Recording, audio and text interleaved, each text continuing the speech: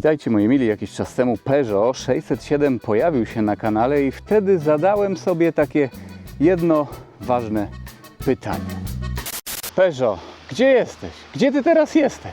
No kurczę, Peugeot oferował takie limuzyny 20 lat temu, ale w tym przypadku to pytanie jest bardziej uzasadnione. Zobaczcie, wnętrze charakterystyczne, fajne, miękkie, prawdziwe welury. Przycisk sport, bo mamy aktywne zawieszenie. Manualna skrzynia biegów w takim aucie, a pod maską wolno ssące 3-litrowe V6 benzynowe. Peugeot, gdzie ty teraz jesteś z tymi 1-2 piórtech swoimi? W dzisiejszym filmie tak szybciuteńko przyjrzymy się tej maszynie z bliska, zmierzymy raceboxem oraz później skoczymy na próbę autostradową. Ta 607, jak i poprzednia, została mi udostępniona do testu przez samochody używane.net. Poprzednia została sprzedana, ta jeszcze nie. Link do samochody używane.net macie w opisie filmu. Ładny egzemplarz, taki klasyczny, taki nawet trochę sleeper, rocznik 2001, także jest to przedlift. No co, widzimy takiego białego, dużego Peugeota na takich felgach, ale zobaczcie, już na wstępie przejdziemy do felg. Felga taka sobie normalnie, w ogóle cross-klimaty ktoś tutaj wsadził, a tu patrzymy, Brembo, człowieku, Brembo. Kurczę, to nawet nie wiem, czy nie jest to jakiś czterotłoczek, no sorry, ale nawet, powiem tak, nawet właściciele RS6, gdy spotkają takiego Peugeot na autostradzie i zwrócą uwagę na ten zacisk, to wyłączą klimatyzację. Nie no, ale żarty żartami, w ogóle taka konfiguracja, te czarne wiecie, wszystkie listewki, takie kółko i Brembo. Zawias aktywny ze zmiennym stopniem sztywności. Przy takich bąblowatych oponkach jestem ciekaw, kto konfigurował ten samochód, ale no, jak na 2001 rok, no to był to taki sliperek trochę. Jeśli chodzi o sylwetkę, no to tak jak wcześniej mówiłem, no to taka klasyczny sedan, po prostu wyoblony. Jest mordeczka, jest dupka, całkiem obszerna kabina, no i sporo cech stylistycznych stosowanych w tamtym czasie przez Peugeot. No przód to wygląda praktycznie tak jak 307. Takie charakterystyczne, długie, pociągnięte lampy. Tutaj się otwiera bagażnik, ale to nie jest elektryczny akurat w tym egzemplarzu. Bagażnik jest spory, tutaj przedzielony taką siecią jeszcze. O, proszę bardzo, przestrzeń załadunkowa naprawdę duża. Zamykamy. Mega oldschoolowo wyglądają tutaj te czujniki parkowania w czarnej takiej matowej listwie, tak jak robiło się właśnie w latach 90., czy też nawet w 2000 właśnie roku, jak tutaj 2001 rok. Hashtag oldschool, panie. Naprawdę pięknie. W ogóle jaki ten egzemplarz. Ładnie zachowany. Jakoś się ostał. Tutaj miękko, miękko, miękko. Welurki, proszę Państwa. Welurki francuskie. Super. No i tutaj jest już twardo, ale jest to miłe raczej w dotyku. Proszę, kanapa. No już się tutaj nie będę tak wciskał. Tylko pokażę, jak to wygląda. Podłokietnik. Uchwyty na kubki z takim drewnianym dekorem nawet. Roletka jest tutaj elektryczna, działa. Wiecie, ten wóz niby nie jest jakoś tak nie wiadomo jak napasiony, bo nie ma na przykład skór jakiegoś tam wielkich felg, ale właśnie jakieś takie są tutaj pierdoły, nawet zobaczcie, zamykam. No, elektrycznie składane lusterka i cyk, przestrzeń pasażerska. Zawsze mam niezłą bekę, jak ktoś pisze w komentarzu, że to już nie ma czasów, kiedyś były czasy, a teraz nie ma już czasów, ale w tym przypadku to kurczę niestety, ale to prawda, takich Peugeotów już się absolutnie nie robi. Peugeot w ogóle nie myśli, żeby robić takie samochody. Proszę bardzo. No, kierownica czteroramienna, tempomacik, kierownica czteroramienna. Proszę bardzo, manetka od tempomatu. Ok, wejdziemy sobie do środka. Dzisiaj jest naprawdę gorąco, także odpalimy sobie maszynę. Klimatyzacja, no nie jest tutaj do nabicia, bo działa. I to działa, powiem Wam, naprawdę wydajnie. W ogóle mamy tutaj klimatyzację dwustrefową. Jak jest pozycja za kierownicą? No proszę bardzo, kierownica regulowana jest w dwóch płaszczyznach. Teraz będzie ok. Nie no, naprawdę dwumetrowy petrolhead czuje się tutaj dobrze w tym samochodzie. Troszkę wyżej się tak siedzi, ale fajnie. To jest Peugeot, nie trzeba tutaj siedzieć, wiecie, jak... że tak to ujmę, jak jakiś rzezimieszek. Deska rozdzielcza cała jest miękka. Tutaj też jest miękko. proszę, mięciutko, duży bardzo schowek, zobaczcie, tutaj mieści się nawet butelka moja z piciem i panel centralny, nie mamy tutaj nawigacji, taki oto ekranik, zobaczcie, w ogóle taki przycisk został jeden zrobiony specjalnie po to, by tak tutaj zmieniać, tylko komputer pokładowy, no to tutaj w tej manetce się wszystko zmienia. O, proszę, panel klimatyzacji, wszystko jest tutaj jasne, wszystko jest ustawione na auto. Audio Clariona, ładnie tutaj nawet gra, jak na taki starszy samochód ładnie gra audio. Tutaj taki schoweczek, zobaczcie jakie to jest w ogóle, jaki to jest pomyślunek, hashtag. Tutaj coś kładziemy, chcemy wyciągnąć, to po prostu to ciągniemy i wyciągamy. To jest przymocowane tutaj, o, do radia. No i wkładamy, tu się nic też nie rysuje dzięki temu. Ciekawy patent i gałęcjuszek, 5-stopniowa manualna skrzynia biegów. Zobaczcie, manual, V6 pod maską benzynowa i zawieszenie, o czekajcie, postaram się wyostrzyć, sport. Teraz Wam pokażę dokładnie, tutaj roletka. No teraz jest ręczny zaciągnięty, no to jest P, ale czekajcie, o. I tryby zawieszenia, sport i auto. Ale w ogóle mówię, 16 felga, baloniasta opona i w zasadzie to jest taka różnica, że jest bardzo komfortowo i ultra komfortowo i to jest duża różnica względem poprzedniej 607, jaką testowałem, która miała większe felgi i normalne zawieszenie. Tamten wóz był taki trochę jak nie francuski, bo był sztywny. Fajnie się prowadził, ale nie było tam pływanka. Tutaj jak najbardziej jest już po francusku. Liczniki tradycyjne do 260 km na godzinę wyskalowanie. Temperatura oleju po lewej stronie, temperatura płynu chłodniczego po prawej. Brawo Peugeot! Tutaj jeszcze manetka do sterowania radiem, o. No i dobra, myślę, że możemy gasić, zajrzyjmy jeszcze pod maskę. Tak jak mówiłem na początku filmu, wolno ssące 3.0 V6, benzyna. Napęd mamy tutaj oczywiście na przednią oś, no jest to Peugeot, nie BMA. 207 koni mechanicznych oraz 285 Nm. Ogólnie powiem tak, jest to kawał samochodu, segment E z tamtych lat, także 4,9 metra długości. Masa w takiej konfiguracji tej maszyny 1635 kg. Jeśli chodzi o przyspieszenie, producent deklaruje, że tym Peugeotem powinniśmy osiągnąć pierwszą setkę w 8,1 sekundy.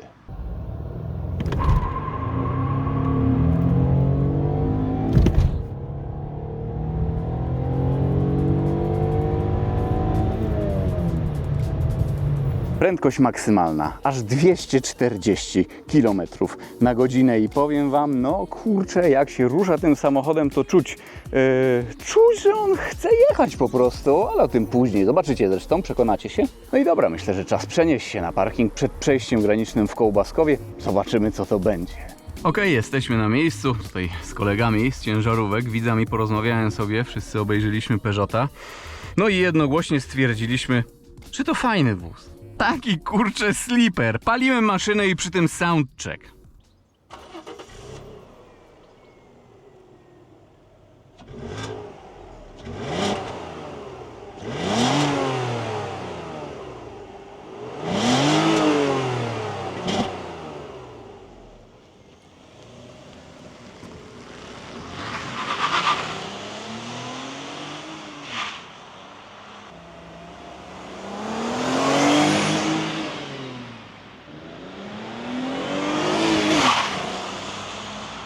Nie no, naprawdę elegancko, muszę przyznać. Jeszcze tylko jedna rzecz, samochodyużywane.net, no to trzeba, te naklejeczki coś tam zawsze dają. O, pięknie. To jest ciekawe, bo ten samochód nie ma klejonych szyb, ale musiałem tutaj wypuścić antenę zewnętrzną, ponieważ tutaj Racebox nie chciał łapać zasięgu. Ciekawe, może jakaś powłoka jest na szybie? A, maszyna furczy i burczy, ale tak bardzo klasycznie. No teraz jak klima włączona, no to nawet nie słychać. Myślę, że możemy cisnąć. Włączamy światełka. Naprawdę nieźle się zbiera ten samochód. 8,1 do setki, ale gdyby te opony kleiły lepiej, były na przykład też szersze, 7,7, 7,8 ja tutaj bym obstawiał. 8,1 wpisane, 8,1 robi z mielonką, proszę Państwa, z mielonką. Zresztą zademonstruję mniej więcej. Mamy tutaj nawet palenie laczka, o, z dwójeczki. Zawieszenie w komforcie sobie jedziemy. Na razie wyłączymy klimatyzację. No i proszę bardzo.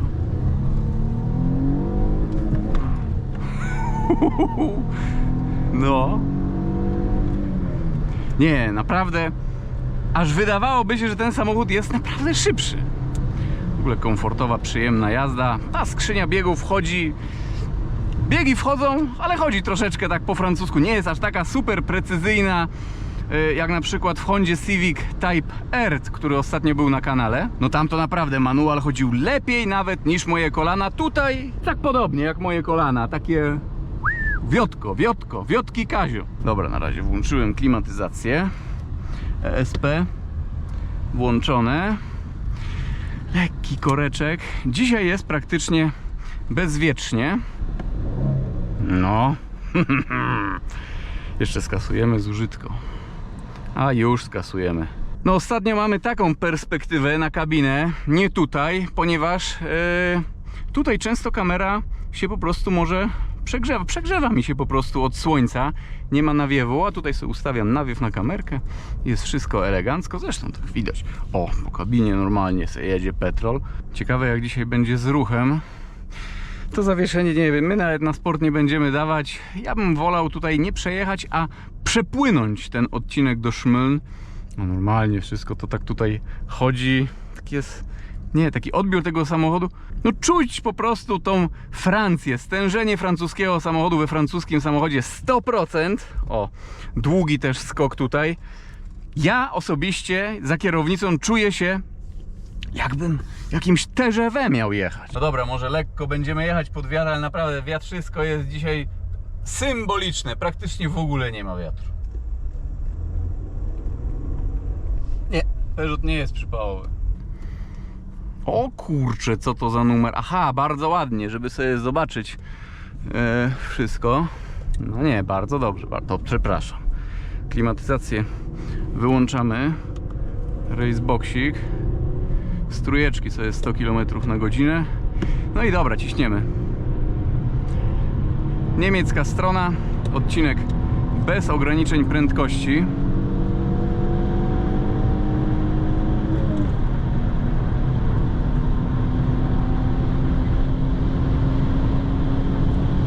Prawe pasmo zawsze może ktoś być szybszy. Całkiem fajnie wyciszone są te Peugeoty. 21, 44, 100-200, ale było z góry ponad 2%. No wszystko jest to całkiem niezły czas. Zobaczymy jak będzie później. W ogóle ja chciałem powiedzieć bez stresu, aczkolwiek może mi się tak wydawać, że jest bezstresowo. No ale trzeba być świadomym, jaką prędkością jedziemy przecież. No i trochę tutaj buja, gdy tak tryb sport sobie włączymy. Ty, a jest nawet optymalnie, tak jeszcze komfortowo, ale troszeczkę, dosłownie troszeczkę sztywniej. Będziemy jechać w trybie sport.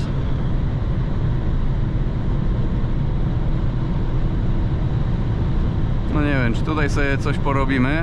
Troszeczkę tutaj jest ruch. Może byśmy sprawdzili prędkości obrotowe. Tak, 140 km na godzinę.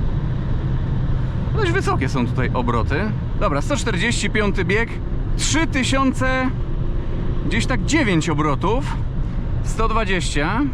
No, dziwne wyskalowanie licznika charakterystyczne dla Peugeotów. 3006 obrotów i 100.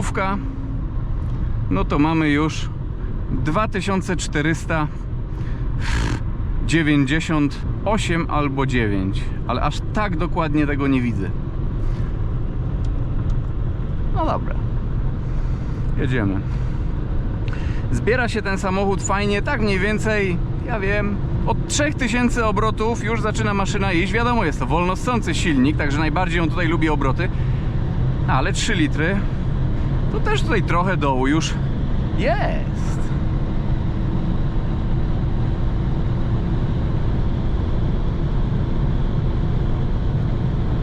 Dobra.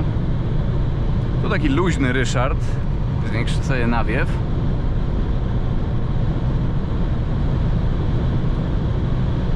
No nie, tutaj nie cisnę do dechy. Ciężaróweczki tutaj jadą. Ty, tryb sport. Ty, w ogóle ziomuś. Tryb sport to tutaj fajny właśnie jest taki na autostradę, na szybszą jazdę, wiecie?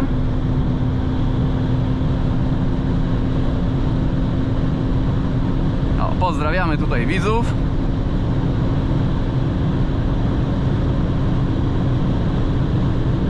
No, 219, zaraz 220 według GPS-u by było, jest pod górkę.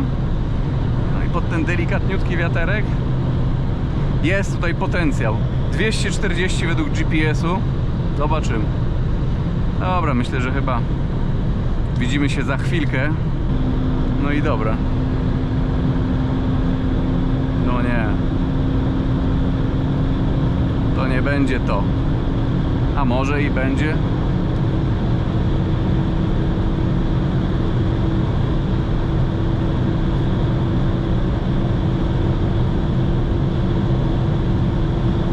...230 według GPS-u już było. Lekkie bujanko. No i dobra. Czy to będzie nasza chwila prawdy, proszę Państwa?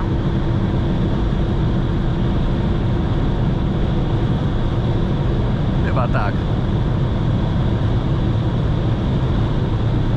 Dobra, ja tutaj zwalniam, bo busik nie wiem, czy będzie chciał wyprzedzać, ale 240 km na godzinę według GPS-u było. Ja bym tutaj wolał domknąć ten licznik, nie jechać 240 deklarowany jednak. Drugi zjazd za przejściem granicznym w Kołbaskowie na Szmyln. Średnie zużycie skoczyło do 18,9. Ale ej, układ kierowniczy, no nie jest za sportowy, ale jak na 16, to nawet tutaj się tak nie buja ten samochód. Właściwie chyba tylko na oponach się buja, mam wrażenie. Jakby tutaj takie 18 cali dać, no to prowadzenie byłoby zdecydowanie lepsze. Dobra, soundcheck, ale z jednej strony, no bo kamerka. Z dwójeczki sobie pociśniemy. Myślę, że z dwójeczki. I to już. No, to ci jest taka prawdziwa kiełbasa smażona z cebulą, ale z francuską musztardą. No bo przecież francuski samochodzik tragiczny, wręcz tragiczny wjazd na autostradę w wykonaniu oczywiście Niemca. Niemcy tak jeżdżą. Coś strasznego to jest. Coś strasznego. 20 parę kilometrów na godzinę wjazd na autostrady. Dobra, widzimy się chyba za chwilkę. No, jak będzie możliwość po prostu depnięcia, nie? Klimę wyłączę. Jeszcze 100-200 musimy przecież sprawdzić. Kto powie, że taki Peugeot mu się nie podoba, bo coś tam, bo jest francuski, że lepiej BMW kupić, to ja powiem wam, to się skończył. To się skończył. Petrolheadzi powinni lubić takie samochody. Dobra. Może jeszcze będzie troszeczkę szybciej, ale nie wiem, ciężko.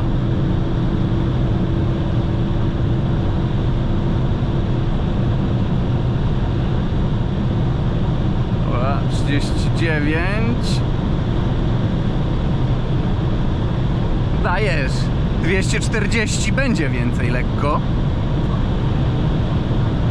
Jest! 242. Na 243 wskoczyło przez moment. Dobra. Tutaj zwalniamy.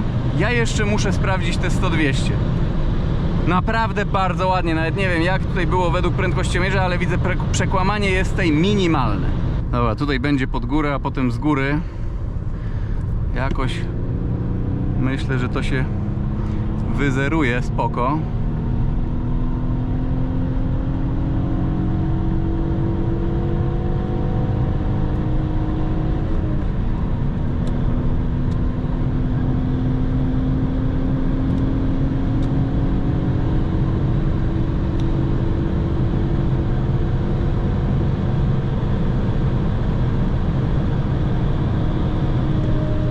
No, plus 0,4%, 25,35. No, tak jak mówiłem, 25 sekund mniej więcej, no 24 coś może by było, jakby tak było idealnie równo. Także bardzo spoko. Średnie zużycie paliwa wskoczyło nam na 22 litra. Powiem wam, piękna, to była naprawdę piękna próba autostradowa, mega smaczna, mega wykwintna nawet, taka trochę inna niż zawsze, bo przecież ostatnio BM-eczki królują u mnie. Ale to jest bardzo ważny samochód, właśnie w takiej konfiguracji konkretnie. No i dobra, myślę, że w tym odcinku to by było na tyle. Mam nadzieję, że ten samochód, ten film, ten cały pakiecik petrolheadowy wam się niesamowicie podobał. Pozdrawiam i do zobaczenia w jakimś kolejnym filmie, kolejnym odcinku. Na razie, trzymajcie się!